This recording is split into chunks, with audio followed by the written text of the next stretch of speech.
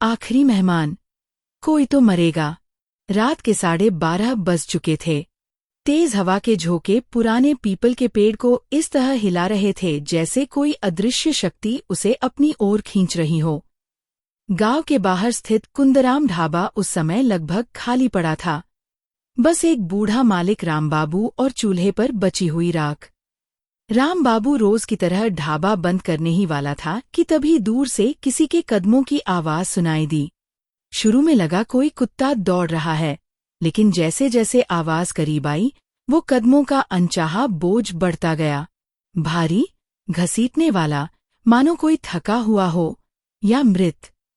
दरवाजे पर एक आदमी खड़ा था, लंबा, दुबला, पीला चेहरा और सबसे अजीब बात, उसकी आंखें लाल थीं, जैसे महीनों से सोया न हो। देर हो गई, खाने को कुछ मिलेगा? आवाज पतली और थकी हुई थी। रामबाबू ने सिर हिलाया और उसके लिए गरम दाल चावल परोस दिए, लेकिन वह आदमी खाना नहीं खा रहा था, बस उसे घूर रहा था, एकटक, बिना पलक झपकाए। रामबाबू का दिल तेजी से धड़कने लगा। क्या हुआ बाबूजी? खाना अच्छा नहीं है क्या? आदमी ने बहुत धीरे से कहा।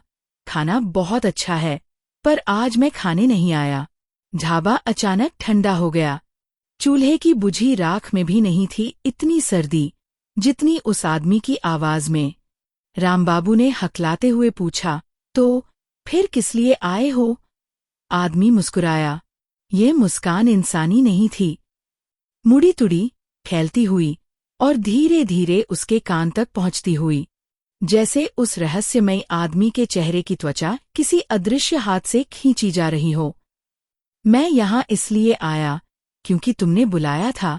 रामबाबू सिहर गया। उसने कब किसी को बुलाया?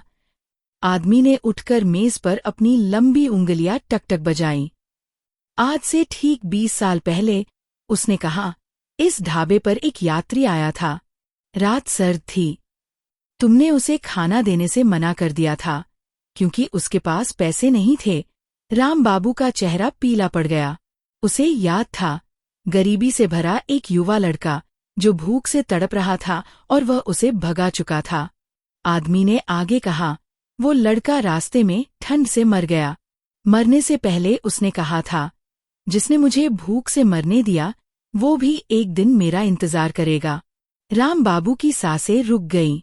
वह आदमी वही था? नहीं, वह तो मर गया था।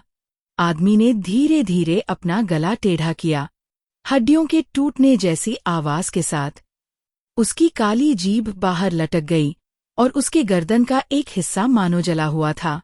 ये दुनिया गोल है रामबाबू, उसने फुसफुसाया। किसी का दर्द, किसी की भूख लौटकर एक दिन जरूर आती है। रामबाबू भागने के लिए मुड़ा, लेकिन दरवाजा अपने आप बंद हो गया। आदमी हवा में कुछ इंच ऊपर उठ चुका था। उसके पैर जमीन से नहीं छू रहे थे। ढाबे की टिमटिमाती लाइट बंद हो गई। सिर्फ एक आवाज सुनाई दी, अब तुम्हारी बारी है। अगले दिन सुबह ढाबा खुला मिला, लेकिन रामबाबू गायब थे। सिर्फ मेज पर एक खाली थाली रखी थी, जिसमें दाल के छींटों में उभरा हुआ एक शब्द लिखा था, भूख।